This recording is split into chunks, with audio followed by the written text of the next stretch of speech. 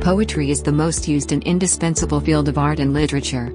In this article, where we present information about the meaning of the image in poems, how the image is used in poetry, we presented examples of images in poetic narratives. What's a vision? What are examples and types of images? Literature is a tool that brings to the public the reflection of both very real and fictional worlds from life.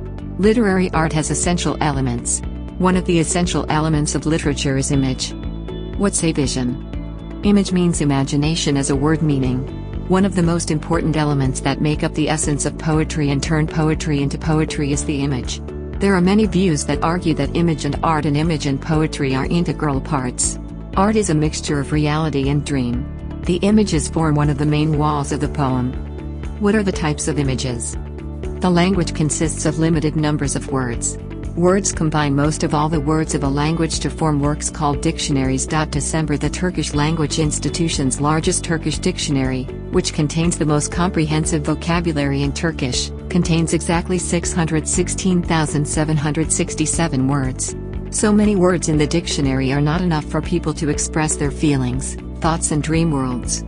There are not enough words that can refer to everything in this universe, which is quite large and wide, and there are enough words that can be equivalent to everything. A person's imagination and thoughts have no boundaries. Poetry, literature and art form a reflection of people's feelings, thoughts and dreams. Words and languages cannot express these feelings, thoughts and dreams on their own. It is at this point that images become the savior of the artist. Image allows the boundaries and frames in the use of language to disappear. Image formation. Images form intellectual images of experiences obtained by 5 different senses, images formed in the mind. Images first begin to form when the poet observes his surroundings. It establishes various connections with the poet's surroundings and against an object located in and around him. Observing nature, the poet creates a new design that is influenced by nature, but not exactly the same. The equivalent of this design, which occurs in minds, is original and abstract, as it does not exist in the outside world.